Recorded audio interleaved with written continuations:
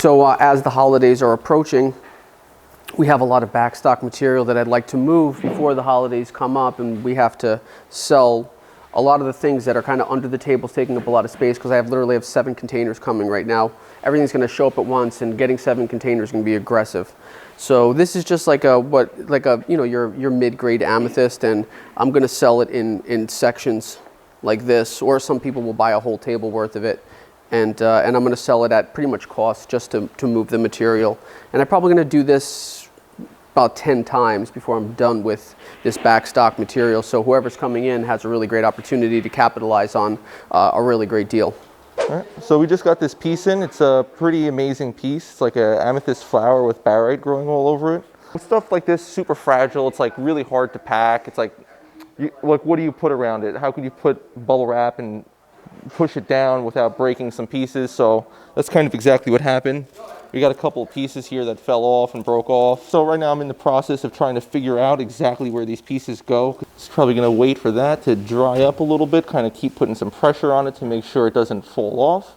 So yeah, so we need to go through this and figure out what we want to keep and what we want to let go of. There's some crazy stuff in here. I mean, I don't even want to touch it. It's just so crazy. Like, you know, the formation of this stuff is insane, and the quality. Usually when you find muscovite and barite and things of this nature, it's like so dirty and crappy, but this is just premium stuff. I mean, I'll probably part with something like this because it's like a bigger piece. I don't know, it just doesn't call to me personally. I don't like, with me and my stones, I have to love it. Like, I need to look at it and be like, I love you. So if I'm looking at it and if I'm not feeling that I love you kind of vibe from the crystal, then I usually let it go. But there might be someone who immediately attaches themselves to that rock and feels like they love that rock. You know, and this is like so cool. The color contrast, it's got like chloride, green calcite chloride stuff on it. And that's what really draws me to the material too, is when I look at something and I'm not totally sure what it is, it like really sets me off, because I love it when I have to figure out what I actually got in front of me, because that's how rare it is, that I don't actually know what exactly it is. How do you find out what it is? Research. I contact mineralogy society. I have a lot of friends in mineralogy societies. I have a lot of friends in museums, and usually what I would do with something like this, although I'm going to keep this one, but I would bring in somebody who knows a lot more than I do when it comes to someone being like a mineralogist or something like that. And they would help me identify what exactly I have here, because this is not just one solid mineral. It's not like I can say this is barite on amethyst. This is like a multi-mineral kind of situation. So there's a lot of different types of minerals that came out of the same pocket, which makes it very unique, and that's why parting with any of it is very hard. In this case, I have an order that's going out of the country. It's an international sale. Before it's even packed, I noticed that these particular pieces have dings, scratches, and marks that the customer or client may not have been aware of being there in the first place. So these particular pieces of optical calcite may have been selected by the customer, but in sitting and waiting for the order to be shipped, sometimes they can suffer some damage because there's so much action going on. So these particular pieces, it's a no-brainer. I'm gonna replace them all so that the customer gets the meticulous stones that she wants. Something else to look out for. 3, 4, 5 pieces of optical calcite to swap out. These are gonna end up matching the weight, and everybody will be happy. There she is. So this is probably going to be maybe the best piece, in my opinion, out of the whole kit and caboodle there. I'd like to try to get this mounted on a stand somehow. It's just when it's got all this, it's so fragile. This is like an amethyst plate. The way that happens is sometimes amethyst grows in these like tectonic plates, and as the plate grows, different formations of minerals can grow off of them. And then typically what's called an amethyst flower. I'm not exactly sure why people put that name to it, but this is a bunch of like calcite, I believe. I'd probably sell this piece for around like $4,200. That's what I'd probably want for this. Yeah, like you see what's on, like the back of this thing is all coated. Yeah. You know, then you got something like this, which is an undamaged piece. So a lot of the times when miners extract minerals, especially delicate and fragile minerals, they destroy the crap out of it. But this stuff is pristine. It's in pristine condition. You know, and although this is a small piece right here, something like this would go for around 1,500. So I'm doing some construction in my house, and I had my car in the garage. I love cars. And I can't keep the car in the garage, so now it's dangerously sitting here in the warehouse. It's an S2000, it's a 2004. I've done a lot of work to the car. I have all the original parts still, they're upstairs in the attic. But I found this car in Georgia. Someone had just bought it out of an auction. It was out of a person's collection, and there was only 12,000 miles on the car. And I got a really great deal, or what I considered to be a great deal on the car. My wife wants me to sell the car. I'm not gonna sell the car. It doesn't make sense to sell it, you know.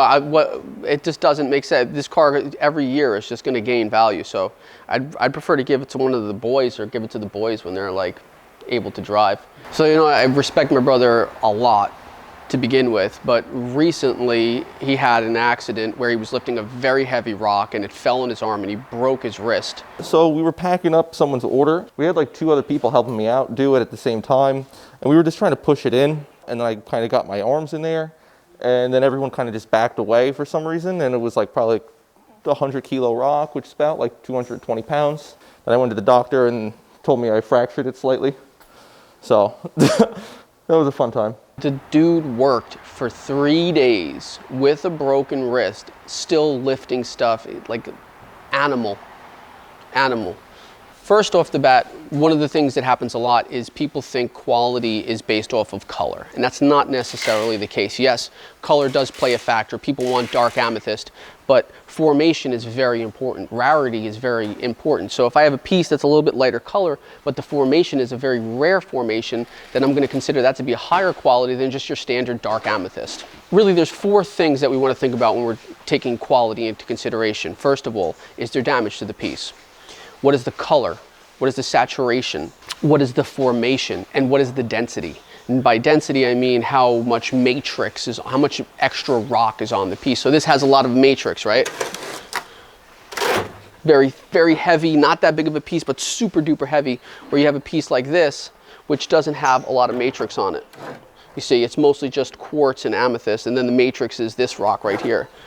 So very little matrix. And these are really the 4 major things you want to think about when classifying your material.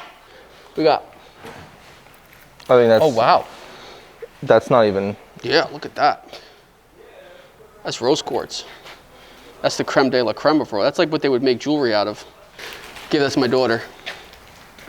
She gets the best. So we live in Pennsylvania, so it's like a 3-hour drive for us. So it was the closest, and he had great reviews when I looked him up. So. Yep, heard nothing but good things, so yeah. Decided to come check it out. This is our second time here, so yeah. I will definitely return. I will definitely come back. It is what everybody says it is. It's a really nice place, good quality stuff. So one of the things that is a hobby is I like to hunt for fluorescent minerals, and I've done that all over the country to some degree. So now I have my fluorescent mineral room. It's not totally done yet.